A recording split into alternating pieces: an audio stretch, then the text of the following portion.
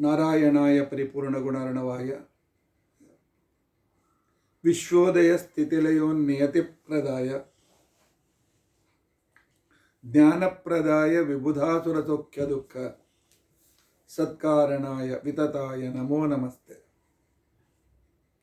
अभ्रमं भंगरहितं अजडं विमलं सदा आनन्दतीर्थमतुलं भजे तापत्रयापहम्। भवति यदनुभावादेडमूकोऽपि वाग्मी जडमतिरपि जन्तुर्जायते प्राज्ञमौलिः। सकलवचनचेतो देवता भारती सा मम वचसि निधत्तां सन्निधिं मानते च। अस्मद्गुरुसमारम्भां टीकाकृत्पादमध्यगां श्रीमदाचार्यपर्यन्तां वन्दे गुरुपरम्पराम्। विद्यायां विबुधाचार्यं वेदज्ञानाब्धिचन्दिरं दुर्मतध्वान्तमार्ताण्डं सत्यध्यानमुनिं भजे। 50 वर्षपर्यन्तं सततं रामपूजकः श्री सत्यप्रमोद गुरुराट् भासतां नो हृदम्बरे। बन्धुस्त्वं गुरुरिष्टदैवतमिति त्वत्पादपङ्केरुहं प्राप्तं मां परिपालयेति सततं याचे निबद्धाञ्जलिः। चित्तं मद्गुणदोषचिन्तनविधौ नूनं मनां मा कृथाः। श्री सत्यात्मगुरो त्वदङ्घ्रियुगलं हित्वा न मे सद्गति। यैरहं शुकवत् सम्यक् शिक्षितोऽस्मि कृपालुभिः तान् वन्दे धेनुपाचार्यान् तत्त्वज्ञानार्थसिद्धये। श्री गुरुभ्यो नमः।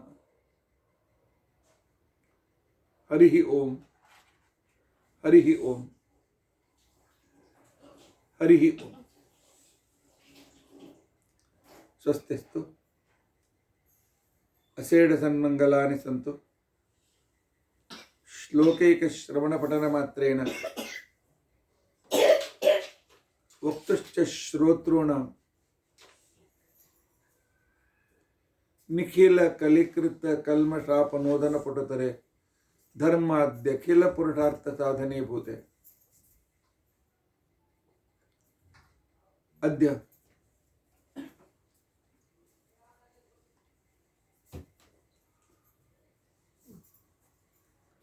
श्री सत्यकाम तीर्थ श्री नरहरि तीर्थ गोपाल दासादीनां यथा संक्षेपं विवरणारंभे सति किंचित् पूर्वकथानुवादः। हरिः ओम हरिः ओम हरिः ओम।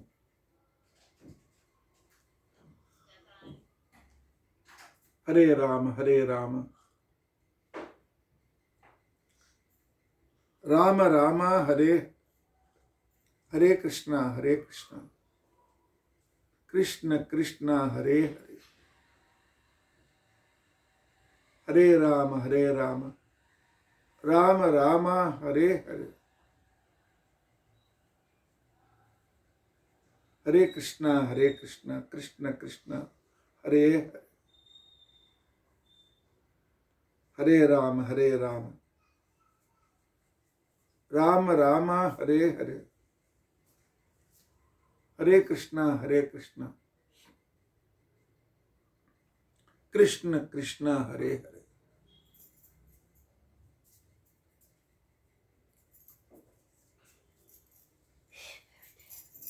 हरे राम हरे हरे। हरे कृष्ण कृष्ण कृष्ण हरे हरे। हरे राम राम राम ಹರೇ ಹರೇ. ಹರೇ ಕೃಷ್ಣ ಹರೇ ಕೃಷ್ಣ ಕೃಷ್ಣ ಕೃಷ್ಣ ಹರೇ ಹರೇ. ಶ್ರೀ ಗುರುಭ್ಯೋ ನಮಃ. ಹರಿ ಓಂ ಹರಿ ಓಂ ಹರಿ ಓಂ.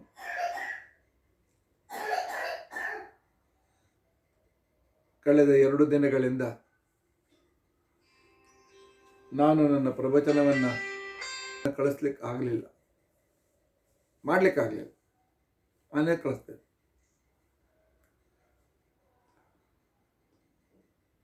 ಶ್ರೀ ರಘುತ್ತಮರ ಚರಿತ್ರೆಯ ಮರಾಠಿ ಅನುವಾದದ ಪುಸ್ತಕವನ್ನು ಮುಂದಿನ ವಾರ ಡೊಂಬಿವಲಿಗೆ ನಮ್ಮ ಸ್ವಾಮಿಗಳು ಬರುವುದರೊಳಗಾಗಿ ಅದನ್ನು ಮಾಡಬೇಕು ಅಂತನ್ನುವ ಆ ಒಂದು ವಿಶಿಷ್ಟ ಗಡಿಬಿಡಿಯಲ್ಲಿ ಇರುವಾಗ ಈ 2 ದಿನ ನಾನು ಅದರಲ್ಲಿ ವ್ಯಸ್ತನಾದ್ದರಿಂದಾಗಿ ಪ್ರವಚನ ಮಾಡಲಿಕ್ಕಾಗಲಿಲ್ಲ. ಈ 3-4 ದಿನ ದಿನಾಲು ಒಂದು ಬರು ಪುಣ್ಯತಿಥಿ. 10ನೇ ತಾರೀಕು ಉತ್ತರಾದಿ ಮಠದ ಸ್ವಾಮಿಗಳಾಗಿರ್ತಕ್ಕಂತಹ ಸತ್ಯಕಾಮ ತೀರ್ಥರ ಪುಣ್ಯತಿಥಿ.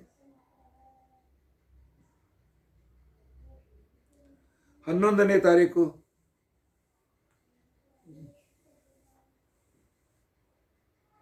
ಒಂಬತ್ತು ಸತ್ಯಕಾಮ ತೀರ್ಥರ ಪುಣ್ಯತಿಥಿ, 10 ನರಹರಿ ತೀರ್ಥರ ಪುಣ್ಯತಿಥಿ, 11 ಗೋಪಾಲದಾಸರ ಪುಣ್ಯತಿಥಿ, 12 ಸತ್ಯಾಭಿಜ್ಞ ತೀರ್ಥರ ಪುಣ್ಯತಿಥಿ.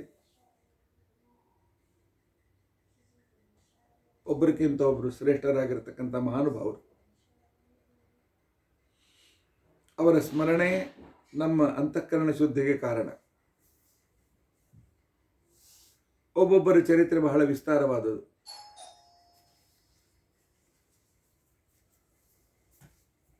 ಆದರೂ ಸಹ ಸಂಕ್ಷಿಪ್ತವಾಗಿ ಸತ್ಯಕಾಮ ತೀರ್ಥರ, ನರಹರಿ ತೀರ್ಥರ, ಸಾಧ್ಯವಾದರೆ ಗೋಪಾಲದಾಸರ ಚರಿತ್ರೆಯನ್ನು ತಿಳಿದುಕೊಳ್ಳುವುದಕ್ಕೋಸ್ಕರ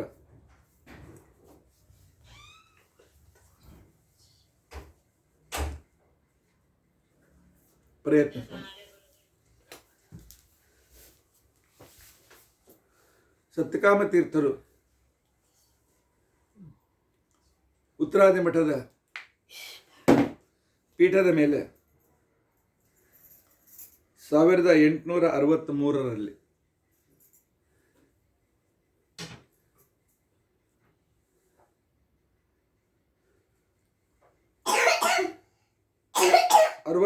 ರಿಂದ 71ರವರೆಗೆ ಸುಮಾರು 8 ವರ್ಷ ಪೀಠದ ಮೇಲೆ ಇದ್ದು ಅದ್ಭುತವಾಗಿರ್ತಕ್ಕಂತಹ ಪಂಡಿತರ ನಿರ್ಮಾಣ ಪಾಠ ಪ್ರವಚನವನ್ನು ಮಾಡಿರ್ತಕ್ಕಂಥ ವ್ಯಕ್ತಿಗಳು.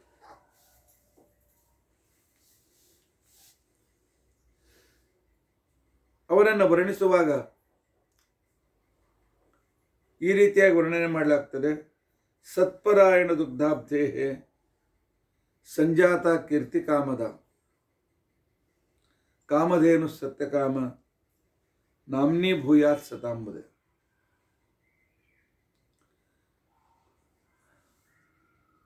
ಸತ್ಯಷ್ಟರು ಇವರ ಶಿಷ್ಯರು ಸತ್ಯ ಕಾಮರನ್ನ ಕಾಮಧೇನು ಅಂತ ವರ್ಣನೆ ಮಾಡಿದ್ದಾರೆ.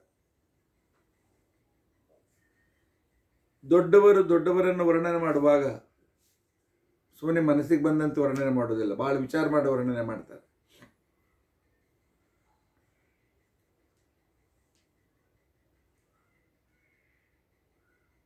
ಕಾಮಧೇನು ಕೆಲಸ ಏನು? ಯಾರು ಸದಾಚರಣಶೀಲರಾಗಿದ್ದಾರೆ ಅಂಥವರ ಅಭೀಷ್ಟಗಳನ್ನು ಪೂರೈಕೆ ಮಾಡುವುದು, ಅಭೀಷ್ಟವನ್ನು ಪೂರೈಸುವುದು ಕಾಮಧೇನುವಿನ ಕೆಲಸ. ಸತ್ಯೇಷ್ಟ ತೀರ್ಥ ಶ್ರೀಪಾದಂಗಳವರು ವರ್ಣನೆ ಮಾಡ್ತಾರೆ. ಸತ್ಪರಾಯಣರು ಅಂತಿಕೊಂಡಂತೇನಿದ್ರು, ಸತ್ಯಪರಾಯಣರು, ಅವರು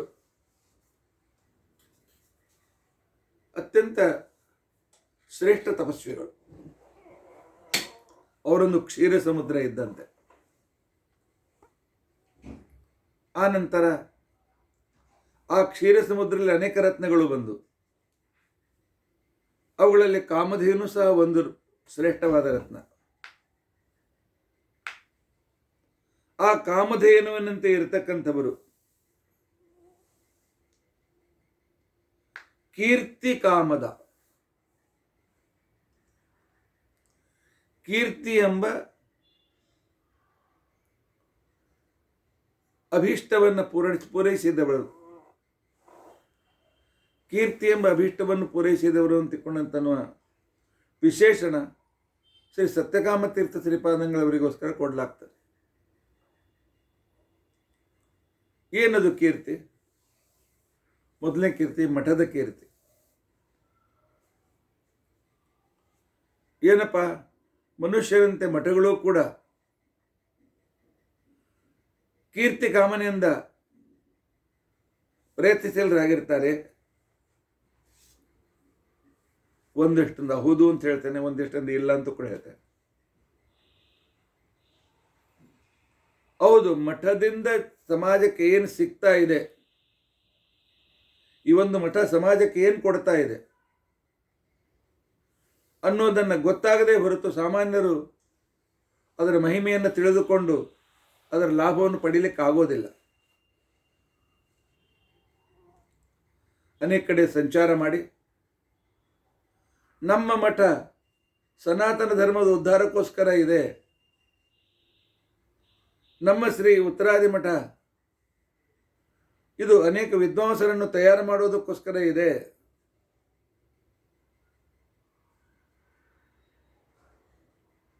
ಯಾಕಂದರೆ ಪೂರ್ವಾಶ್ರಮದಲ್ಲಿ ಇವರು ಪಾಶ್ಚಾಪುರ ಮನೆತನದವರು. ಪಾಶ್ಚಾಪುರ ಅಂತಂದಾಕ್ಷಣಕ್ಕೆ ನನಗೆ ನೆನಪಾಗುವುದು, ನಮ್ಮ ವಿದ್ಯಾಪೀಠದಲ್ಲಿ ನನಗೆ ಪಾಠ ಹೇಳಿರ್ತಕ್ಕಂತಹ ಶ್ರೇಷ್ಠ ವಿದ್ವಾಂಸರು, ಆಧುನಿಕ ಶುಕಾಚಾರ್ಯರು, ಅದ್ಭುತ ಭಾಗವತ ಗ್ರಂಥವನ್ನು ಹೇಳ್ತಕ್ಕಂಥ ಸಾಮರ್ಥ್ಯವುಳ್ಳವರು. ಆದರೆ ನನಗೆ ಅನೇಕ ರಾಮಶಬ್ದದಿಂದ ಹಿಡಿದುಕೊಂಡು ವಾದಾವಲಿಯವರೆಗೆ ನನಗೆ ಅನೇಕ ಪಾಠಗಳನ್ನು ಮಾಡಿದ, ಸಾಹಿತ್ಯ ವೇದಾಂತಗಳನ್ನು ಕಲಿಸಿದ ಗುರುಗಳು ಪಾಶ್ಚಾಪುರ ಕೃಷ್ಣಾಚಾರ್ಯರು. ಮುಂಬೈ ಜನರಕ್ಕೆ, ಬೆಂಗಳೂರು ಜನರಿಗೆ ಅವರ ಪರಿಚಯ ಚೆನ್ನಾಗಿದೆ. ಅವರು ನನ್ನ ವಿದ್ಯಾಗುರುಗಳಾಗಿರ್ತಕ್ಕಂತಹ ಮಾಹುಲಿ ಆಚಾರ್ಯರ ಅಳಿಯಂದಿರೂ ಹೌದು, ಭಾವಮೈದನರು ಹೌದು. ಅವರ ತಂದೆ ಹೆಸರು ವಾಸುದೇವಾಚಾರ್ಯರು. ವಾಸುದೇವಾಚಾರ್ಯರು ಸತ್ಯಕಾಮ ತೀರ್ಥರ ಮೊಮ್ಮಕ್ಕಳು. ಅಂದರೆ ಇಷ್ಟು 3 ಜನರೇಷನ್ನಿನ ಸಂದರ್ಭ. ಈಗ ಕೃಷ್ಣಾಚಾರ್ಯರ ಪುತ್ರರು ಮುಕುಂದಾಚಾರ್ಯರು ಕೂಡ ಒಳ್ಳೆಯ ವಿದ್ವಾಂಸರು, ದಿನಾಲು ಪಾಠ ಪ್ರವಚನದಲ್ಲಿ ತಮ್ಮ ಜೀವನವನ್ನು ಮೀಸಲಾಗಿಟ್ಟಿರ್ತಕ್ಕಂಥವರು. ಇವರೆಲ್ಲರೂ ಈ ಸತ್ಯಕಾಮ ತೀರ್ಥರ ವಂಶದಲ್ಲಿ ಬಂದವರು. ಸತ್ಯಕಾಮ ತೀರ್ಥರು ಮಠದ ಕೀರ್ತಿಯನ್ನು ಎಷ್ಟು ಬೆಳೆಸಿದರು ಅಂತಿಕೊಂಡಂತಂದರೆ, ಈ ಮಠವನ್ನು ನಾವು ನಂಬಿದರೆ ನಮ್ಮ ಇಷ್ಟಾರ್ಥಗಳು ಪೂರ್ತಿ ಆಗ್ತದೆ, ಈ ಮಠದಲ್ಲಿರ್ತಕ್ಕಂಥ ಮೂಲರಾಮದೇವರನ್ನು ನಂಬಿದರೆ ನಮ್ಮ ಜೀವನದಲ್ಲಿ ಎಲ್ಲ ಸಮಸ್ಯೆಗಳು ದೂರವಾಗ್ತವೆ, ಈ ಸ್ವಾಮಿಗಳ ಆಶೀರ್ವಾದವನ್ನು ಪಡೆದರೆ ನಮ್ಮ ಎಲ್ಲ ಮನೋಕಾಮನೆಗಳು ಪೂರ್ತಿ ಆಗ್ತವೆ ಅಂತನ್ನುವ ಭರವಸೆಯನ್ನು ಮೂಡಿಸಿದ ವ್ಯಕ್ತಿಗಳು. ಪೀಠದ ಮೇಲೆ ಇದ್ದದ್ದು 8-8.5 ವರ್ಷ ಮಾತ್ರ. ಆದರೆ ಸಕಲ ಭಕ್ತರ ಇಷ್ಟವನ್ನು ಪೂರೈಸಿರ್ತಕ್ಕಂಥ ವ್ಯಕ್ತಿಗಳು. ಮಹಾವಿರಕ್ತರು. ಎಂದಿಗೂ ಹಣದ ಆಸೆಯನ್ನು ಮಾಡಿರದೇ ಇರತಕ್ಕಂಥವ್ರು. ಇದರರ್ಥ ಇವರೊಬ್ಬರು ಅಂತಲ್ಲ, ನಮ್ಮ ಪೀಠದಲ್ಲಿ ಬರ್ತಕ್ಕಂಥ ಪ್ರತಿಯೊಬ್ಬರೂ ಕೂಡ ಮಹಾವಿರಕ್ತರು. ಶಿಷ್ಯನಿಂದ ಹಣ ತೆಗೆದುಕೊಂಡರೂ ಕೂಡ ಅದು ಸಮಾಜಕ್ಕೋಸ್ಕರ ಉಪಯೋಗಿಸ್ತಾರೆ ಹೊರತು ಸ್ವಂತಕ್ಕೋಸ್ಕರ ಎಂದಿಗೂ ಉಪಯೋಗಿಸಿದವರಲ್ಲ. ಇವರು ಗುರುಗಳು ಸತ್ಯಪರಾಯಣರು. ಸಂತೆಬಿದನೂರಿನಲ್ಲಿ ವೃಂದಾವನ ಸ್ಥಳರು. ಇಂದಿಗೂ ಉತ್ಸವದಿಂದ ಅವರ ಪೂಜೆ ಪುನಸ್ಕಾರ ನಡೀತದೆ. ಹಿಂದೂಪುರದಿಂದ ಸ್ವಲ್ಪ ಸಮೀಪದಲ್ಲಿ ಇರತಕ್ಕಂಥ ಒಂದು ಊರು ಸಂತೆಬಿದನೂರು. ಅಲ್ಲಿ ಅವರ ಬೃಂದಾವನವನ್ನು ಸ್ಥಾಪನೆ ಮಾಡಿ ಸಮಾರಾಧನೆಯನ್ನು ಮಾಡಿ ಆನಂತರ ಸತ್ಯಕಾಮತೀರ್ಥರು ಆಂಧ್ರ ಪ್ರದೇಶ ಮತ್ತು ಉತ್ತರ ಕರ್ನಾಟಕದಲ್ಲಿ ವಿಶೇಷವಾಗಿ ಸಂಚಾರ ಮಾಡಿ ಅನೇಕ ಭಕ್ತರಿಗೆ ಉದ್ಧಾರ ಮಾಡಿದರು. ಅವರ ಪೀಠದಲ್ಲಿರುವ ಕಾಲ ಸಮಾಜದಲ್ಲಿ ಬಹಳ ಭೀಕರವಾಗಿರತಕ್ಕಂಥ ಕಾಲ. 1857ರಲ್ಲಿ ಹಿಂದೂಗಳು ಬ್ರಿಟಿಷರ ವಿರುದ್ಧ ಸ್ವತಂತ್ರ ಸಮರವನ್ನು ಸಾರಿದರು.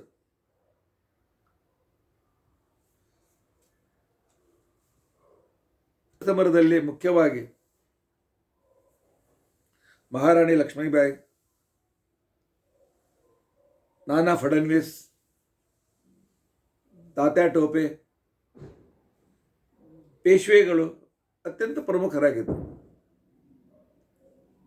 ಆಂಗ್ಲರ ಜೊತೆ ಹಣಾಹಣಿಯನ್ನು ಯುದ್ಧ ಮಾಡಿ ಸ್ವಾತಂತ್ರ್ಯದ ಬೀಜವನ್ನು ಬಿತ್ತಿದವರು. ಆದರೆ ಆನಂತರ 1058ರಲ್ಲಿ ರಾಜ್ಯದ ಶಿಕ್ಷಣ ತೆಗೆದುಕೊಂಡಿರ್ತಕ್ಕಂಥ ವ್ಯಕ್ತಿ ಲಾರ್ಡ್ ಮೆಕಾಲೆ. ಆ ಲಾರ್ಡ್ ಮೆಕಾಲೆ ದುರುದ್ದೇಶ ಏನು ಅಂತ ತಿಳ್ಕೊಂಡಂತಂದ್ರೆ, ಈ ಭಾರತೀಯರ ಸಂಸ್ಕೃತಿಯನ್ನು ನಾಶಪಡಿಸಬೇಕು. ಈ ಭಾರತೀಯರು ನಮ್ಮ ದಾಸರಾಗಿ ನಮಗೋಸ್ಕರ ದುಡಿಬೇಕು. ನಮ್ಮ ಸೇವೆ ಮಾಡಲಿಕ್ಕೆ ಇವರಿಗೇನು ವಿದ್ಯೆ ಬೇಕು ಅಷ್ಟು ಮಾತ್ರ ಇವರಿಗೆ ಕೊಡಬೇಕು ಅಂತನ್ನು ದುರುದ್ದೇಶ ಇಟ್ಕೊಂಡು ಬಂದಿರತಕ್ಕಂಥ ವ್ಯಕ್ತಿ ಲಾರ್ಡ್ ಮೆಕಾಲೆ.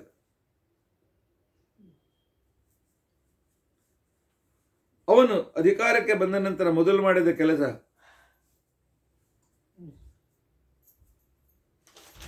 ರಾಜ್ಯಗಳಿಂದ ಅನೇಕ ಸಂಸ್ಥಾನಿಕರಿಂದ ಜ್ಞಾನವನ್ನು ಪಡೆಯುವ 10 ಲಕ್ಷ ಗುರುಕುಲಗಳಿದ್ದು, ಆಯಾ ಪ್ರದೇಶದ ರಾಜರು ಆ ಗುರುಕುಲಗಳಿಗೆ ಅನುಶಾಸನವನ್ನು ಕೊಡ್ತಿದ್ದರು. ಮೊಟ್ಟ ಮೊದಲು ಎಲ್ಲಾ ಗುರುಕುಲಗಳನ್ನು ಬಂದ್ ಮಾಡಿಸಿದ ವ್ಯಕ್ತಿ ಲಾರ್ಡ್ ಮೆಕಾಲೆ. ಅದೇ ವೇದವಿದ್ಯೆ, ಶಾಸ್ತ್ರವಿದ್ಯೆ ಪರಂಪರೆ ಲುಪ್ತವಾಗ್ತಾ ಬಂತು. ರಾಜರಿಂದ ಸಹಾಯ ಸಿಗದೇ ಇದ್ದಾಗ ವ್ಯಕ್ತಿಗಳು ಎಷ್ಟು ರೀತಿಯಿಂದ ವಿದ್ಯಾಪೀಠ ನಡೆಸಲಿಕ್ಕೆ ಆಗ್ತಾರೆ?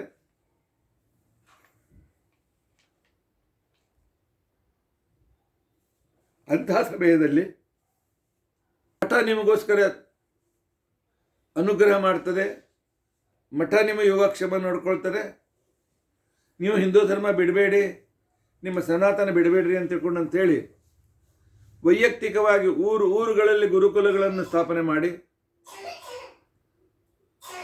ಅವರಿಗೆ ಸರಿಯಾಗಿರ್ತಕ್ಕಂಥ ವಿದ್ಯೆಯ ದಾರಿಯನ್ನು ತೋರಿಸಿ ನಮ್ಮ ಧರ್ಮದಲ್ಲಿ ಆಸ್ತಿಯನ್ನು ಹುಟ್ಟಿಸಿರ್ತಕ್ಕಂಥ ವ್ಯಕ್ತಿ ಸತ್ಯಕಾಮತೀರ್ಥ ಶ್ರೀಪಾದಂಗಳವರು. ಮಾತ್ರ ಈ ಭೂಮಿಯಲ್ಲಿದ್ದು ಕೊನೆಗೆ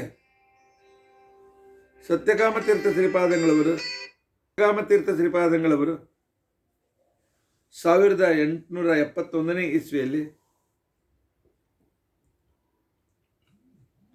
ಸತ್ಯೇಷ್ಟರಿಗೆ ಜವಾಬ್ದಾರಿಯನ್ನು ಒಪ್ಪಿಸಿ ಆನಂತರ ಅವರು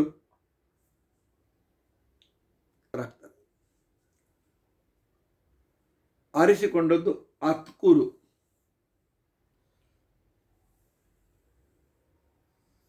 ಬಹುಶಃ ರಾಯಚೂರು ಅಥವಾ ಅಡೋನಿ ಜಿಲ್ಲೆಯಲ್ಲಿ ಬರ್ತದೆ, ಬಹುಶಃ ಈಗ ಆಂಧ್ರ ಪ್ರದೇಶದ ಭಾಗದಲ್ಲಿ ಬರ್ತದೆ. ಅಲ್ಲಿ ನಮ್ಮ ಕೆಲವು ಹಿರಿಯರ ವೃಂದಾವನಗಳು ಕೂಡ ಇವೆ. ಆ ಸನ್ನಿಧಿಯಲ್ಲಿ ಇರುವವರಿಗೆ ಕಾಮಧೇನು ಅಂತ ಇದ್ದು ಈಗ ವೃಂದಾವನದಲ್ಲಿದ್ದು ಕೂಡ ಭಕ್ತರ ಅಭೀಷ್ಟಗಳನ್ನು ಪೂರೈಸ್ತಾ ಇದ್ದಾರೆ. ಇಂತಹ ಸತ್ಯಕಾಮ ತೀರ್ಥರು ಅವರನ್ನು ನೆನೆಯುವುದೇ ಪುಣ್ಯದ ದಿನ, ಅವರನ್ನು ಸ್ಮರಿಸುವುದೇ ಅನುಗ್ರಹವನ್ನು ಸಂಪಾದಿಸುವ ದಿನ. ಇದರ ನಂತರ ಬರ್ತಕ್ಕಂಥ ಮಹಾನುಭಾವರು ನರಹರಿ ತೀರ್ಥರು. ನರಹರಿ ತೀರ್ಥರು ಅವರ ಚರಿತ್ರೆ ಬಹಳ ಅದ್ಭುತ ವಿಶಾಲ. ಮೊನ್ನೆ 10ನೇ ತಾರೀಕು ನರಹರಿ ತೀರ್ಥರ ಪುಣ್ಯತಿಥಿ. ನರಹರಿ ತೀರ್ಥರ ಚರಿತ್ರೆ ಬಹಳ ಅದ್ಭುತವಾದಂಥದ್ದು, ಬಹಳ ವಿಶಾಲವಾಗಿರ್ತಕ್ಕಂಥದ್ದು.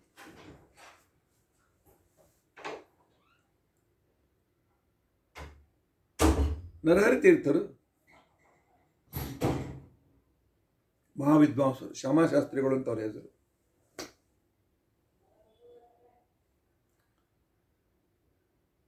ಮೊದಲು ಬಹಳ ಅದ್ವೈತ ಕ್ಷೇತ್ರದ ಅತ್ಯಂತ ಶ್ರೇಷ್ಠ ಪಂಡಿತರು, ಅದೇ ರೀತಿಯಾಗಿ ನ್ಯಾಯಶಾಸ್ತ್ರದಲ್ಲಿಯೂ ಕೂಡ ಮೀಮಾಂಸಾ ಶಾಸ್ತ್ರದಲ್ಲಿಯೂ ಪರಿಣತರು. ಇವರ ಪಾಂಡಿತ್ಯವನ್ನು, ಇವರ ವೈಶಿಷ್ಟ್ಯವನ್ನು ಕಂಡು ಒರಿಸ್ಸಾ ರಾಜ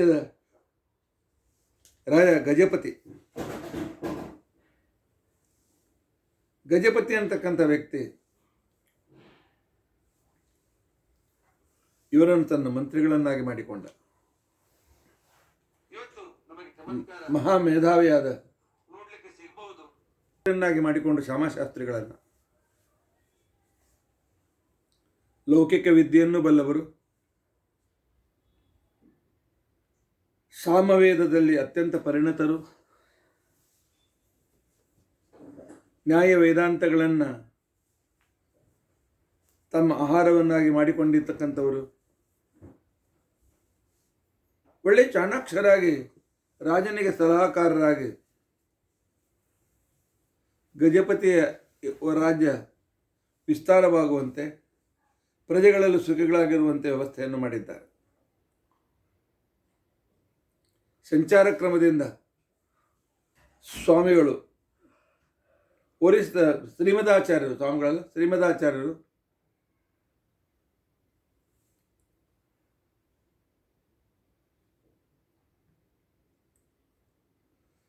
ಒರಿಸ್ಸಾ ಪ್ರಾಂತ್ಯಕ್ಕೆ ಬಂದಾಗ ಅವರ ಜೊತೆಯಲ್ಲಿ ಶಾಸ್ತ್ರಾರ್ಥವನ್ನು ಮಾಡಿ ಆಚಾರ್ಯರ ಪ್ರಮಾಣಬದ್ಧವಾಗಿರ್ತಕ್ಕಂಥ ವಿಚಾರ ಸರಣಿಯನ್ನು ಕಂಡು ನಾನು ತಪ್ಪುದಾರಿ ಹಿಡಿದಿದ್ದೆ, ಪರಮಾತ್ಮನ ಅನುಗ್ರಹವಾಯಿತು ಅಂಥೇಳಿ ಶ್ರೀಮದಾಚಾರ್ಯರ ಶಿಷ್ಯರಾಗ್ತಾರೆ.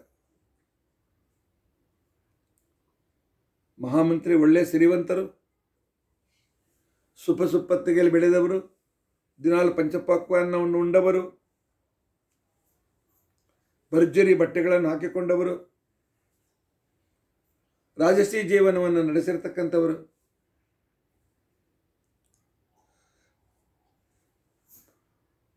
ಶಾಸ್ತ್ರ ಓದಿದಂತೆ ಇವರಿಗೆ ಮಹಾವೈರಾಗ್ಯ ಉಂಟಾಗಿದೆ. ವಿಶೇಷವಾದಂತಹ ರಾಗ ಪರಮಾತ್ಮನಲ್ಲಿ ಉಂಟಾಗಿದೆ. ಪರಮಾತ್ಮನನ್ನು ಪಡೆಯೋದನ್ನು ಬಿಟ್ಟು ಬೇರೆ ಏನೂ ಬೇಡ ಅಂತ ತಿಳ್ಕೊಂಡಂತ ಹೇಳಿ ಆ ರೀತಿಯಾಗಿ ಸರ್ವಸಂಗ ಪರಿತ್ಯಾಗಬೇಕಾಗಿದ್ದರೆ ಸನ್ಯಾಸ ತೆಗೆದುಕೊಳ್ಬೇಕು ಅಂತ ಹೇಳಿ ಮಧ್ವಾಚಾರ್ಯರಿಗೆ ಪ್ರಾರ್ಥನೆ ಮಾಡಿಕೊಂಡಿದ್ದಾರೆ.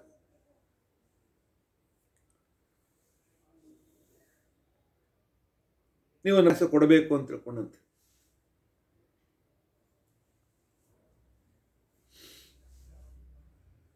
ಆಚಾರ್ಯವರ ಯೋಗ್ಯತೆ ನೋಡಿ ಸನ್ಯಾಸ ಕೊಟ್ಟಿದ್ದಾರೆ. ನರಹರಿ ತೀರ್ಥರು ಅಂತ ಹೆಸರಿಟ್ಟಿದ್ದಾರೆ. ನರಹರಿ, ಅರ್ಧ ನರ ಅರ್ಧ ಸಿಂಹ, ಅರ್ಧ ಮನುಷ್ಯ ಅರ್ಧ ಸಿಂಹ.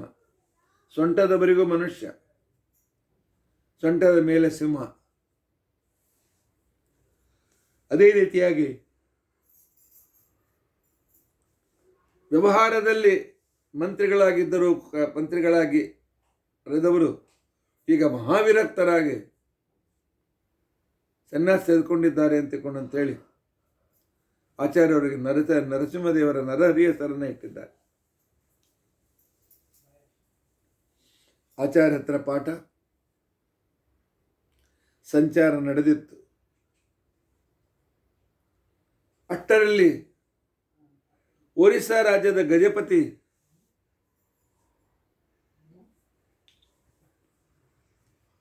ತ್ಯಜಿಸಿದ ವಾರ್ತೆ ಬಂದ್ಬಿಡ್ತು.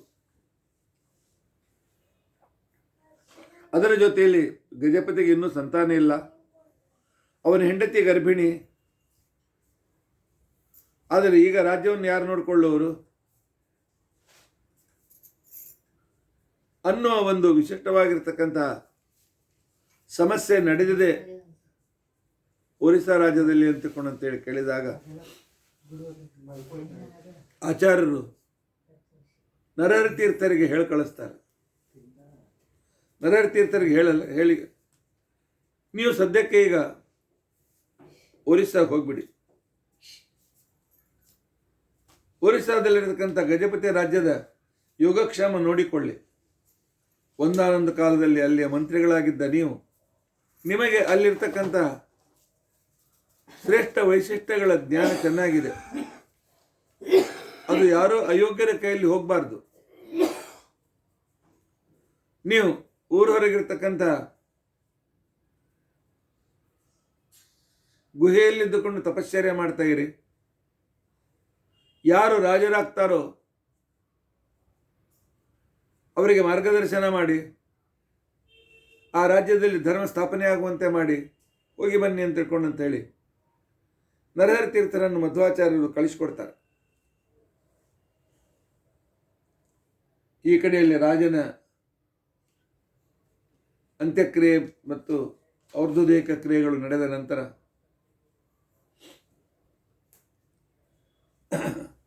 ರಾಜನನ್ನಾಗಿ ಯಾರನ್ನ ಮಾಡಬೇಕು? ಆಗಿನ ಕಾಲದಲ್ಲಿ ಒಬ್ಬ ಗಜರಾಜನಿಗೆ ವಿಶೇಷವಾದ ಪೂಜೆ ಮಾಡಿ ಅಭಿಮಂತ್ರಣ ಮಾಡಿ ಆ ಗಜರಾಜನಲ್ಲಿ ಇಂದ್ರನನ್ನು, ಲಕ್ಷ್ಮೀದೇವಿಯನ್ನು ಮತ್ತು ಲಕ್ಷ್ಮೀನಾರಾಯಣನನ್ನು ಮತ್ತು ಇಂದ್ರನನ್ನು ಆವಾಹನೆ ಮಾಡಿ, ದೇವೇಂದ್ರ ನೀನೇ ಈ ರಾಜ್ಯಕ್ಕೆ ಯೋಗ್ಯನಾಗಿರ್ತಕ್ಕಂಥ ಒಬ್ಬ ವ್ಯಕ್ತಿಯನ್ನು ಹುಡುಕು ಅಂತ ತಿಳ್ಕೊಂಡಂತೇಳಿ ಆನೆಯ ಸೊಂಡಲಿಗೆ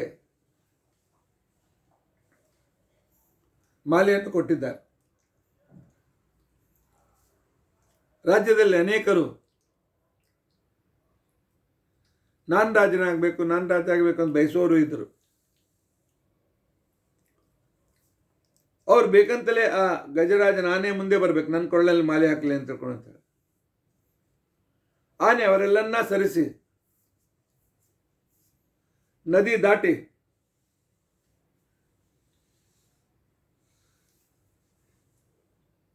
ಗುಹೆಯಲ್ಲಿ ಕುಳಿತುಕೊಂಡು ಜಪ ಮಾಡ್ತಾ ಇದ್ರು. ಯಾರು ರಾಜರಾಗ್ತಾರೆ ಆಗಲಿ ಅವ್ರ ಮಾರ್ಗದರ್ಶನ ಮಾಡೋಣ ಅಂತ ಹೇಳಿ. ಆ ಆನೆ ಊರನ್ನು ಬಿಟ್ಟು ಅಲ್ಲಿ ಬಿಟ್ಟು ಇಲ್ಲೇ ನರಹರಿ ತೀರ್ಥಿದ್ರು ಆ ಗುಹೆಗೆ ಬಂದು ಜೋರಾಗಿ ನಾದ ಮಾಡ್ತಾ ಇದೆ, ಹೊರಗೆ ಬನ್ನಿ ಅಂತ ತಿಳ್ಕೊಂಡಂತೆ. ಗುಹೆ ಎದುರಿಗೆ ನಿಂತೋದು ಆ ರೀತಿಯಾಗಿ ಕರೆಯೋದನ್ನು ನೋಡಿ ಕೆಲವರು ಧೈರ್ಯ ಮಾಡಿ ಒಳಗೆ ಹೋಗಿ ಅಲ್ಲಿ ಕುಳಿತಿರ್ತಕ್ಕಂಥ ನರಹರಿ ತೀರ್ಥರಿಗೆ ತಾವು ಹೊರಗೆ ಬರಬೇಕು ಅಂತೇಳಿ ಪ್ರಾರ್ಥನೆ ಮಾಡಿಕೊಂಡಿದ್ದಾರೆ. ನರಹರಿ ತೀರ್ಥರು ಹೊರಗೆ ಬಂದ ಆ ಕ್ಷಣಕ್ಕೇನೆ ಆ ಗಜರಾಜ ಅವರ ಕೊರಳಿಗೆ ಮಾಲೆಯನ್ನು ಹಾಕಿದರು. ಅಲ್ಲಿಯ ಅಧಿಕಾರಿಗಳು ಪ್ರಜೆಗಳು, ಓ ನಮ್ಮ ಮಂತ್ರಿಗಳಾಗಿರ್ತಕ್ಕಂಥ ಶ್ಯಾಮಶಾಸ್ತ್ರಿಗಳೇ ಇವರು ಸನ್ಯಾಸಿಗಳಾಗಿದ್ದವರು ಬಂದಿದ್ದಾರೆ ಅಂತ ತಿಳ್ಕೊಂಡಂತೇಳಿ ಭಾಳ ಸಂತೋಷದಿಂದ ನೀವೇ ರಾಜರಾಗ್ರಿ ಅಂತ ತಿಳ್ಕೊಂಡಂತೇಳಿ ಅವರಿಗೆ ದುಂಬಾಲು ಬಿದ್ದಿದ್ದಾರೆ. ನರಹರಿ ತೀರ್ಥ ಹೇಳಿದ್ದಾರೆ, ಆನೆ ತಪ್ಪು ಹುಡುಕಿದೆ, ನಾನು ಸನ್ಯಾಸಿ, ಸರ್ವಸಂಗ ಪರಿತ್ಯಾಗಿ ರಾಜ ಆಗೋದು ರಾಜಸನಾಗಬೇಕು, ನನ್ನ ಕಡೆಯಿಂದ ಆಗೋದಿಲ್ಲ, ತಪ್ಪೇ ಒಂದು ಗಜದ ಹಾಗಿರ್ಬೇಕು, ನಾನು ಬೇರೆ ಕಡೆ ಹೋಗ್ತೇನೆ.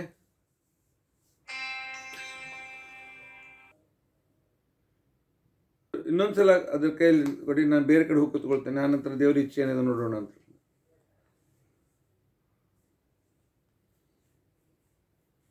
ಅಲ್ಲೇ ಮತ್ತೆ ಬೇರೆ ಕಡೆಗೆ ಹೋಗಿ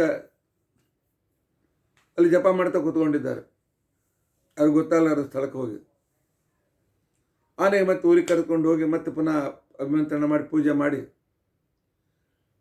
ಆ ಮಾಲೆಯನ್ನು ಕೊಟ್ಟರೆ ಆನೆ ನರಹರಿ ತೀರ್ಥರು ಎಲ್ಲಿ ಕಾಡಿನ ಮಧ್ಯೆಯಲ್ಲಿ ಅಡಿಕೊಂಡು ಕೂತ್ಕೊಂಡಿದ್ರು ಅಲ್ಲಿಗೆ ಬಂದಿದೆ. ಆಯಿತು, ಭಗವಂತನ ಇಚ್ಛೆ ಅಂತ ತಿಳ್ಕೊಂಡಂತ ಹೇಳಿದ್ದಾರೆ, ನಾನು ರಾಜ್ಯ ಸ್ವೀಕಾರ ಮಾಡ್ತೇನೆ. ಆದರೆ ಹುಟ್ಟತಕ್ಕಂಥ ರಾಜಕುಮಾರ 12 ವರ್ಷ ಅವನಾದ ನಂತರ ನಾನು ಅವನಿಗೆ ಒಪ್ಪಿಸಿ ರಾಜ್ಯವನ್ನು ಬಿಟ್ಟು ಹೊರಟೋಗ್ತೇನೆ ಅಂತಕೊಂಡು ಹೇಳಿದ್ದಾರೆ. ಜನರು ಅವರ ವ್ಯವಸ್ಥೆಗೆ ಒಪ್ಪಿಕೊಂಡಿದ್ದಾರೆ. ಅದು ನರಹರಿ ತೀರ್ಥ ಹೇಳಿದ್ದಾರೆ, ನಾ ಹೇಳಿದಂತೆ ಪ್ರಜೆಗಳು ವರ್ತನೆ ಮಾಡಬೇಕು, ಅಧಿಕಾರಿಗಳ ವ್ಯವಸ್ಥೆ ಮಾಡಬೇಕು, ನಾನು ಹೆಚ್ಚಿನ ವೇಳೆ ನಾನು ನನ್ನ ಧ್ಯಾನದಲ್ಲಿ ಕಳೀತೇನೆ ಅಂತ ತಿಳ್ಕೊಂಡಂತೇಳಿ 12 ವರ್ಷ ಬಹಳ ಸಾರ್ಥಕ ರೀತಿಯಿಂದ ಬಹಳ ಸಾರ್ಥಕವಾಗಿ ಅವರು ರಾಜ್ಯವನ್ನು ಆಳಿದ್ದಾರೆ. ಹಿಂದೂ ಧರ್ಮಕ್ಕೆ ಬಹಳ ಮಹತ್ವವನ್ನು ಕೊಟ್ಟಿದ್ದಾರೆ. ಹಿಂದುತ್ವದ ರಕ್ಷಣೆಗೋಸ್ಕರ ಪ್ರಯತ್ನ ಮಾಡಿದ್ದಾರೆ. ಯಾವ ಪ್ರಜೆಗಳು ಇರಬಾರದು ಅಂತ ಅನ್ನೋದನ್ನು ನೋಡಿಕೊಂಡಿದ್ದಾರೆ. ರಾಜಕುಮಾರನ 12 ವರ್ಷ ಆಯಿತು. 5ನೇ ವರ್ಷದಿಂದಲೇ ಅವನಿಗೆ ಯೋಗ್ಯ ರೀತಿಯಾಗಿರ್ತಕ್ಕಂಥ ಎಲ್ಲ ಶಿಕ್ಷಣವನ್ನು ಕೊಟ್ಟು ಒಂದು ಯೋಗ್ಯ ರಾಜನನ್ನಾಗಿ ಮಾಡುವಂತೆ ಮಾಡಿದ್ದಾರೆ. ಮಾಡಿ ಆ ನಂತರ ಅವರು ಅಲ್ಲಿಂದ ಹೊರಟಿದ್ದಾರೆ. ರಾಜಕುಮಾರ, ರಾಜನ ಹೆಂಡತಿ, ಆನಂತರ ಹಿರಿಯ ಅಧಿಕಾರಿಗಳು, ಸೇನಾಪತಿಗಳು, ಇಷ್ಟು ದಿವಸ ನೀವು ನಮಗೆ ಎಲ್ಲ ವಿವಕ್ಷ ನೋಡಿಕೊಂಡಿದ್ದೀರಿ, ರಾಜಕೋಶದಿಂದ ಏನಾದರೂ ತೆಗೆದುಕೊಂಡು ಹೋಗಿ ಅಂತ.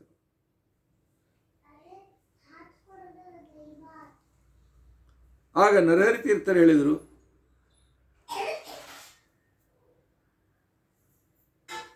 ಸ್ವತಃ ಶ್ರೀರಾಮಚಂದ್ರನು ಪೂಜೆ ಮಾಡಿದ, ಸೀತಾದೇವಿಯ ಪೂಜೆ ಮಾಡಿದ, ಬ್ರಹ್ಮಕರಾರ್ಚಿತವಾದಂಥ ಪ್ರತಿಮೆಗಳ ಒಂದು ಡಬ್ಬಿ ಕೋಶದ ನೆಲದಲ್ಲಿ ಭೂಗತವನ್ನಾಗಿ ಮಾಡಿಟ್ಟಿದ್ದಾರೆ. ಯಾಕೆಂದರೆ ಈ ಗಜಪತಿ ರಾಜ ಪಾಂಡವರ ದೌಹಿತ್ರ ವಂಶದಲ್ಲಿ ಬಂದಿರತಕ್ಕಂಥ ವ್ಯಕ್ತಿ, ಯೋಗ್ಯರು ಪೂಜೆ ಮಾಡಲಿಕ್ಕೆ ಉಳಿದೇ ಇದ್ದಾಗ ಭೂಗತವನ್ನಾಗಿ ಮಾಡಿಟ್ಟಿದ್ದಾರೆ. ರಾಜ್ಯಕೋಶದಲ್ಲಿ ಇಂಥ ಸ್ಥಳದಲ್ಲಿ ನೆಲ ಅಗೇರಿ ಅಲ್ಲಿ ಪೆಟ್ಟಿಗೆ ಬರ್ತದೆ, ನಾವು ತೆಗೆದುಕೊಂಡು ಬರ್ತೇವೆ, ಅದರಲ್ಲಿ ರಾಮನ ಪ್ರತಿಮೆ ಇದೆ ಅಂತ ತಿಳ್ಕೊಂಡು, ರಾಮನ ಸೀತೆಯರ ಪ್ರತಿಮೆ ಇದೆ, ಅನಾದಿ ಕಾಲದಿಂದ ಬಂದಿರತಕ್ಕಂಥದ್ದು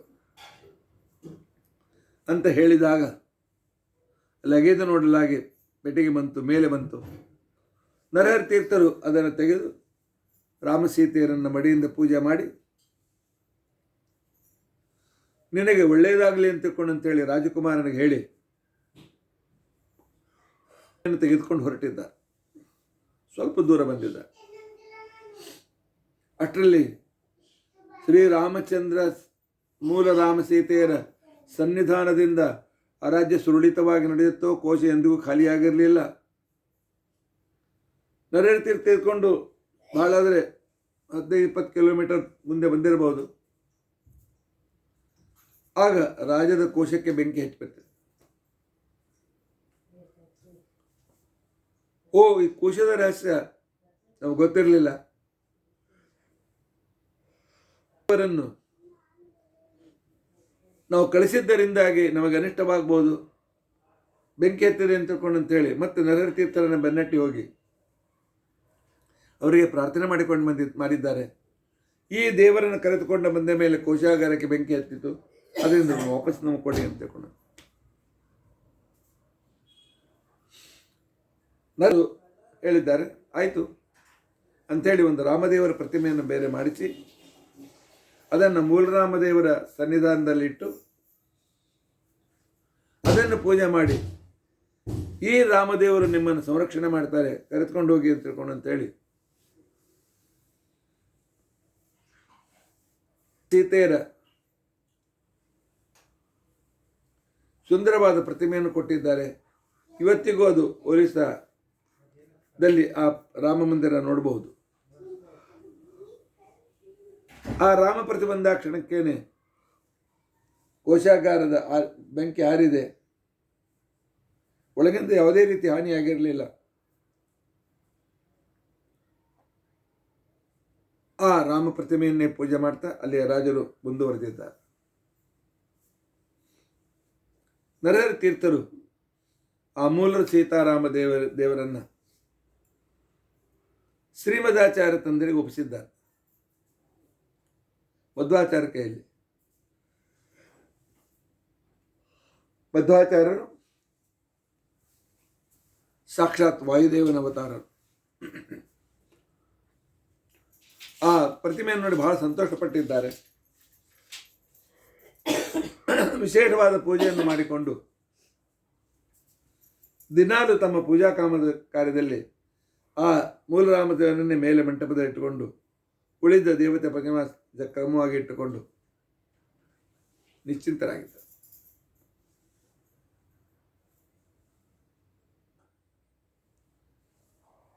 ಮಧ್ವಾಚಾರ್ಯರು ವಿಶೇಷವಾಗಿ ಇವರ ಮೇಲೆ ಪ್ರೀತಿಯನ್ನು ಮಾಡ್ತಾ ಇದ್ದರು.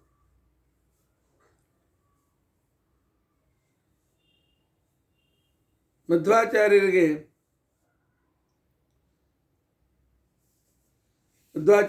ಆಶ್ರಮ ತೆಗೆದುಕೊಂಡವರಲ್ಲಿ ನರಹರಿ ತೀರ್ಥರು ಜ್ಯೇಷ್ಠರಾಗಿದ್ದರೂ ಕೂಡ ಪದ್ಮನಾಭ ತೀರ್ಥರಿಗೆ ವಿಶೇಷವಾಗಿರ್ತಕ್ಕಂಥ ಮನ್ನಣೆಯನ್ನು ಮಧ್ವಾಚಾರ್ಯ ಕೊಡ್ತಾ ಇದ್ದರು. ಹೀಗಾಗಿ ನರಹರಿ ತೀರ್ಥರಾಗಲಿ ಮಾಧವ ತೀರ್ಥರಾಗಲಿ ಎಲ್ಲರೂ ಪದ್ಮನಾಭ ತೀರ್ಥ ಮೇಲೆ ಆದರವನ್ನು ಇಟ್ಟುಕೊಂಡಿರ್ತಕ್ಕಂಥವರೇ ಆಗಿರುತ್ತೆ.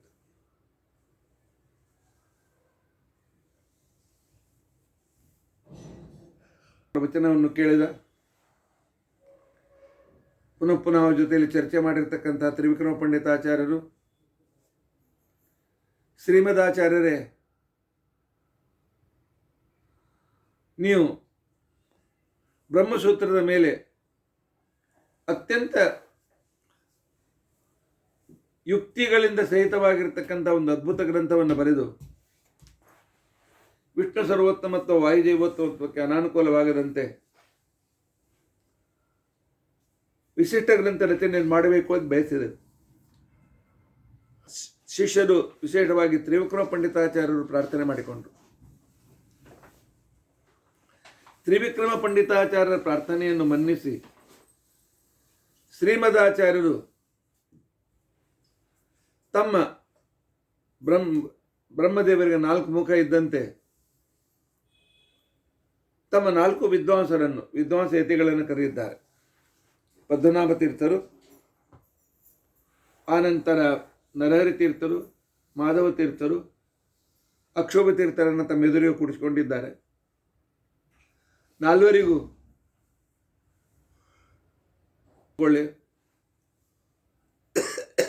ನಾನು ಹೇಳ್ತಾ ಇರ್ತೇನೆ, ನೀವು ಬರಿತಾ ಹೋಗಿ. ನಾನು ಬ್ರಹ್ಮದೇವರು ಏಕಕಾಲದಲ್ಲಿ 4 ಯಾಕೆ ಅನೇಕ ಕೆಲಸವನ್ನು ಮಾಡಬಹುದು ಅನ್ನೋದನ್ನು ಶ್ರೀಮದಾಚಾರ್ಯ ಜಗತ್ತಿಗೆ ತೋರಿಸುವುದಕ್ಕೋಸ್ಕರ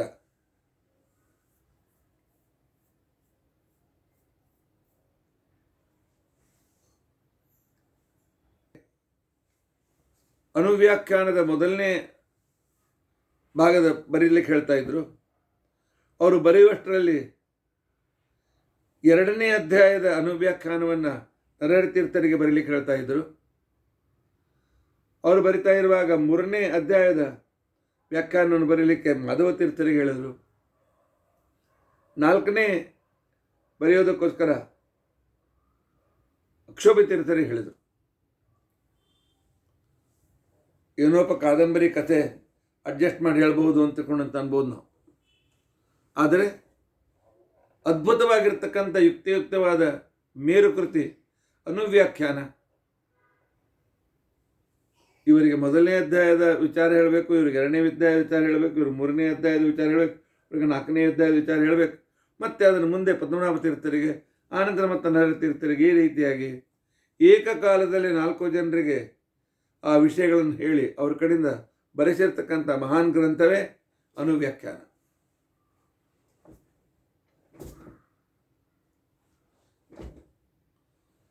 ಅದರ ಲೇಖನ ಮಾಡಿರ್ತಕ್ಕಂಥ ಮಹಾನುಭಾವರು ನರಹರಿ ತೀರ್ಥರು. ಇಂಥ ಅದ್ಭುತ ಭಾಗ್ಯವನ್ನು ಪಡೆದಿರತಕ್ಕಂಥ ವ್ಯಕ್ತಿಗಳು. ನರಹರಿ ತೀರ್ಥರು ಒರಿಸ್ಸಾದಿಂದ ಮೂಲರಾಮಚಂದ್ರ ದೇವರನ್ನು ತೆಗೆದುಕೊಂಡು ಬರುವಾಗ ಅವರು ಒರಿಸ್ಸಾದಿಂದ ಸಮುದ್ರ ಮಾರ್ಗ ಸುರಕ್ಷಿತ, ಮಧ್ಯ ಭಾರತದಲ್ಲಿ ಮುಸ್ಲಿಮರ ಆಕ್ರಮಣ ಬಹಳ ಆಗಿದೆ, ಆ ತುರುಷ್ಕ ರಾಜರ ಹಾವಳಿಗೆ ತಮ್ಮ ಸಂಚಾರಕ್ಕೆ ಭಂಗ ಬಂದೀತು ಅಂತ ತಿಳ್ಕೊಂಡು ಅಂತ ಹೇಳಿ ತೀರ್ಥರು ಒರಿಸ್ಸಾದಲ್ಲಿ ತಮ್ಮ ಶಿಷ್ಯರಾಗಿರ್ತಕ್ಕಂಥ 800 ಜನ ಸಾಮವೇದಿ ಕುಟುಂಬಗಳನ್ನು, ಆ 800 ಜನರು ಸಾಮವೇದದಲ್ಲಿ ಪರಾಂಗತರು, ಸಾಮಗಾನ ಮಾಡೋದರಲ್ಲಿ ಪರಿಣತರು. ಅವರಿಂದ ಜಗತ್ತಿಗೆ ಈ ಸಂಸ್ಕಾರ ಬೆಳೆಯಲಿ ಅಂತ ತಿಳ್ಕೊಂಡು ಅಂತ ಹೇಳಿ ಆ ಸಾಮವೇದವನ್ನು ಅಧ್ಯಯನ ಮಾಡಿದ ಆ 800 ಜನರನ್ನು ತಮ್ಮ ಜೊತೆಯಲ್ಲಿ ಕರೆದುಕೊಂಡು, ನನ್ನ ಜೊತೆಯಲ್ಲಿ ಬನ್ನಿ, ನಮ್ಮ ಮಠದಲ್ಲಿ ಇರಿ ಅಂತಿಕೊಂಡು ಅಂತೇಳಿ ಕರೆದುಕೊಂಡು ಬಂದಿದ್ದ. ಯಾವಾಗ ಅವರು ಸೌರಾಷ್ಟ್ರಕ್ಕೆ ಬಂದರು, ಅದೇ ದ್ವಾರಕಾ ಮುಖಾಂತರ ಆಗಿದೆ. ಆಗ ಒರಿಸ್ಸಾ ಸೌರಾಷ್ಟ್ರದಲ್ಲಿ ಯಾರೂ ವೇದವಿದರಿಲ್ಲ ಅಂತ ತಿಳಿದು 400 ಜನ ಪಂಡಿತರನ್ನು, ಕುಟುಂಬವನ್ನು ಅವರು ಸೌರಾಷ್ಟ್ರದಲ್ಲಿಟ್ಟು ಸಾಮವೇದವನ್ನು ನೀವು ಬಿಡಬೇಡಿ ಅಂತ ತಿಳ್ಕೊಂಡಂತೆ ಆಜ್ಞೆ ಮಾಡಿದ್ದಾರೆ. ಉಳಿದವರನ್ನು ಕರೆದುಕೊಂಡು ಬಂದದ್ದು ಅವರು ದೇವಹರ ನಗರಕ್ಕೆ. ದ್ವಾರಕೆಯಿಂದ ಸಮುದ್ರದ ದಂಡೆಯಿಂದ ಬರ್ತಾ ಬರ್ತಾ ಬರ್ತಾ ಮುಂಬೈ ಉಪನಗರವಾಗಿರತಕ್ಕಂತಹ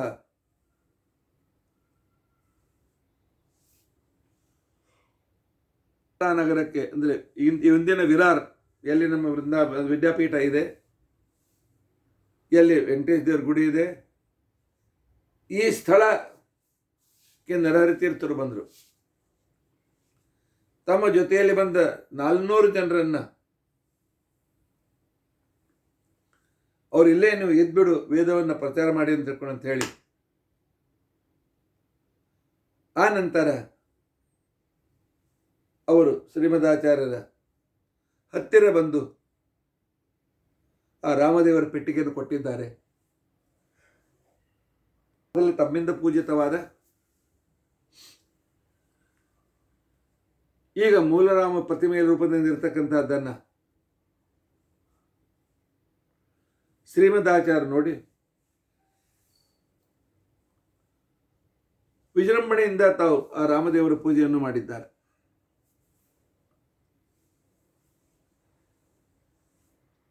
ದೇವರು ಬಂದದ್ದು ಉಡುಪಿಗೆ ಸಾಯಂಕಾಲ. ಮಧ್ವಾಚಾರ್ಯರು ಮಧ್ವಸ್ವರೂಪದಲ್ಲಿ ಮಿಂದು ಆ ಸಾಯಂಕಾಲ ಬಂದಿರತಕ್ಕಂಥ ರಾಮದೇವರಿಗೆ ವಿಶೇಷ ಪೂಜೆಯನ್ನು ಮಾಡಿ, ಆನಂತರ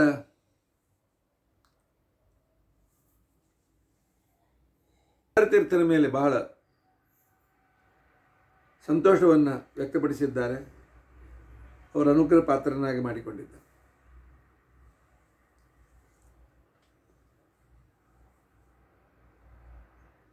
ಸಾಯಂಕಾಲ ಬಂದರೂ ಶ್ರೀಮದಾಚಾರ್ಯರನ್ನು ಪೂಜೆ ಮಾಡಿದ್ದಾರೆ. ಇವತ್ತಿಗೂ ಉತ್ತರಾಯಣ ಸಂಪ್ರದಾಯದಲ್ಲಿ ಉತ್ಥಾನ ದ್ವಾದಶಿಯ ದಿನ ಬೆಳಗ್ಗೆ ಪೂಜೆ ಪುನಸ್ಕಾರ ನೈವೇದ್ಯ ಎಲ್ಲ ಆಗಿರ್ತದೆ. ಮಠದಲ್ಲಿ ಉತ್ಥಾನ ದ್ವಾದಶಿಯಿಂದ ಬೆಳಗ್ಗೆ ಪೂಜೆ ಪುನಸ್ಕಾರ ಮಾಡಿ ಕಟ್ಟಿದ ರಾಮದೇವರ ಪೆಟ್ಟಿಗೆಯನ್ನು ಸಾಯಂಕಾಲ ಪುನಃ ಬಿಚ್ಚಿ ಪೂಜೆಯನ್ನು ಮಾಡ್ತಾರೆ. ಆ ರೀತಿಯಾಗಿರ್ತಕ್ಕಂಥ ಕ್ರಮ ಬಂದಿದೆ. ಇಂತಹ ನರಹರಿ ತೀರ್ಥರು ಗೀತಾಭಾಷ್ಯ ಗೀತಾ ಪ್ರಸ್ಥಾನದ ಮೇಲೆ ಬರೆದಿದ್ದಾರೆ. ಸ್ವಲ್ಪ ಅಸೌಖ್ಯ ಇರೋದ್ರಿಂದ ಮೇಲಿದ ಮೇಲೆ ಆಕಳಿಗೆ ಬರ್ತಾ ಇದೆ, ಭಕ್ತರು ಕ್ಷಮಿಸ್ಬೇಕು. ಶ್ರೋತೃಗಳು,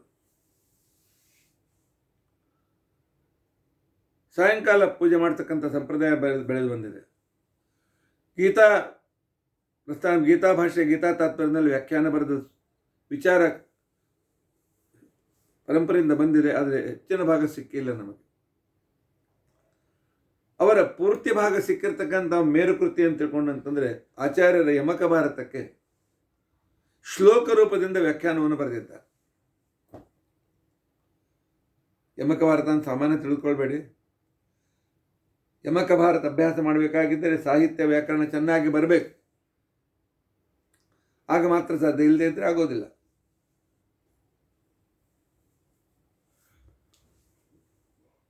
ಭಾರತದ ವ್ಯಾಖ್ಯಾನ ಅದ್ಭುತವಾಗಿದೆ. ಅದರ ಮೇಲೆ ನಂತರ ವಿಸ್ತೃತ ವ್ಯಾಖ್ಯಾನಗಳು ಬಂದರೂ ಕೂಡ ಅವರೆಲ್ಲರೂ ಹೇಳಿದ್ದೇನು ಅಂತಂದರೆ, ನರಹರಿ ತೀರ್ಥರ ವ್ಯಾಖ್ಯಾನವನ್ನು ನಾವು ಉಪಜೀವಿಸಿ ಈ ಗ್ರಂಥವನ್ನು ಬರಿತಾ ಇದ್ದೇವೆ ಅಂತ ತಿಳ್ಕೊಂಡಂತೆ. ಯಾವಾಗ ನರಹರಿ ತೀರ್ಥರಿಗೆ ದೇಹಾಲಸ್ಯವಾಯಿತು, ಆಗ ಅವರು ಸಂಪೂರ್ಣ ಜವಾಬ್ದಾರಿಯನ್ನು ಮಾಧವ ತೀರ್ಥರಿಗೆ ಒಪ್ಪಿಸಿದ್ದಾರೆ.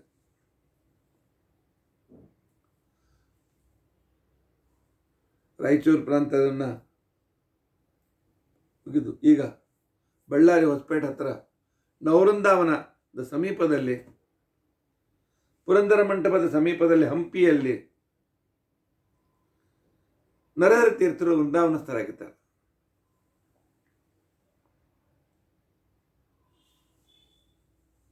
ಬಹಳ ಅದ್ಭುತ. ಅವರು ತಂದುಕೊಟ್ಟಿರ್ತಕ್ಕಂಥ ರಾಮದೇವರು, ಸೀತಾದೇವಿ ಅದ್ಭುತ.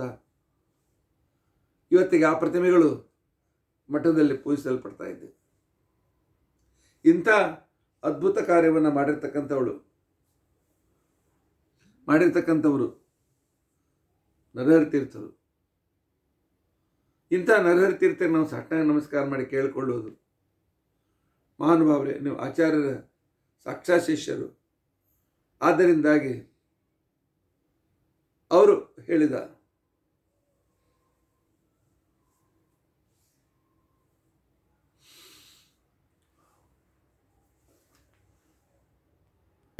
ಸಿದ್ಧಾಂತವನ್ನೇ ನೀವು ಮುಂದುವರಿಸಿರಿ ಅಂತ ತಿಳ್ಕೊಂಡಂತ ಹೇಳಿ ನರಹರಿ ತೀರ್ಥರು ಹಂಪೆ ಹತ್ತಿರ, ಅಲ್ಲಿ ಮೊದಲಿರತಕ್ಕಂಥ ಜೀರ್ಣೋದ್ಧಾರ ಮಾಡಿ ಹಂಪೆ ಹತ್ತಿರವೇ ತಾವು ವೃಂದಾವನ ಪ್ರವೇಶ ಮಾಡ್ತಾರೆ. ಇಂದಿಗೂ ನರಹರಿ ತೀರ್ಥ ವೃಂದಾವನ ಹಂಪಿಯಲ್ಲಿ ನಮಗೆ ಕಂಡು ಬರ್ತದೆ. ಇಂಥ ಮಹಾ ಉಪಕಾರ ಮಾಡಿರ್ತಕ್ಕಂಥವರು ನರಹರಿ ತೀರ್ಥರು. ಇನ್ನು ನಿನ್ನೆ ಗೋಪಾಲದಾಸರ ಆರಾಧನೆ. ಈಗಾಗಲೇ ಸಮಯ ಮುಗಿತಾ ಬಂದಿದೆ. ಆದ್ದರಿಂದಾಗಿ ಗೋಪಾಲದಾಸರ ಚರಿತ್ರೆಯನ್ನು ನಾಳಿನ ದಿವಸ ನಾವು ತಿಳಿದುಕೊಳ್ಳಿ ಪ್ರಯತ್ನಿಸೋಣ. ಇತಿ ಅದ್ಯ ಕಥಾಪಸಕ್ತಿ. ಹರೇ ರಾಮ ಹರೇ ರಾಮ, ರಾಮ ರಾಮ ಹರೇ ಹರೇ, ಹರೇ ಕೃಷ್ಣ ಕೃಷ್ಣ ಕೃಷ್ಣ ಹರೇ ಹರೇ. ಉಗ್ರಂ ವೀರಂ ಮಹಾವಿಷ್ಣುಂ ಜ್ವಲಂತಂ ಸರ್ವತೋಮುಖಂ ನೃಸಿಂಹಂ ಭೀಷಣಂ ಭದ್ರಂ ಮೃತ್ಯುಂ ನಮಾಮ್ಯಹಂ. ಅಚ್ಯುತಾನಂತ ಗೋವಿಂದ ಪ್ರಾಣ ರಾಮೋಚ್ಚಾರಣ ಬೇಡಿದ ಅತ್ಯಂತ ಕಲಾ ಸತ್ಯಂ ವದಾಮ್ಯಹಂ.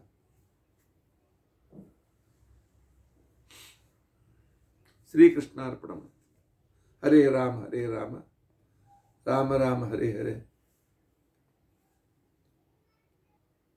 ಕ್ಷಯಂ ಕರ್ಮಯಸ್ಮಿನ್ ಪರೇ ಸ್ವರ್ಪಿತಂ ಪ್ರಕ್ಷಯಂ ಯಾಂತಿ ದುಃಖಾನಿ ಅನ್ನಾಮತಃ ಅಕ್ಷರೋ ಯೋಜನ ಸರ್ವದೇವಾಮೃತಃ ಕುಕ್ಷಿಗಂ ಯಸ್ಯ ವಿಶ್ವಂ ಸದಾಜಾತಿಕಂ ಪ್ರೀಣಯಾಮೋ ವಾಸುದೇವಂ ದೇವತಾಮಂಡಲ ಖಂಡಮಂಡಲ. ನಾಳಿನ ದಿವಸ ನಾವು ಗೋಪಾಲದಾಸರು ಮತ್ತು ಸತ್ಯಾಭಿಜ್ಞ ತೀರ್ಥರ ಬಗ್ಗೆ ಕೆಲವು ವಿಚಾರಗಳನ್ನು ತಿಳಿದುಕೊಳ್ಳಿ ಪ್ರಯತ್ನಿಸೋಣ. ಇತಿ ಅದ್ಯ ಕಥಾ ಪ್ರಸಕ್ತಿ. ಶ್ರೀಕೃಷ್ಣಾರ್ಪಣಮಸ್ತು. ಶ್ರೀಕೃಷ್ಣಾರ್ಪಣ.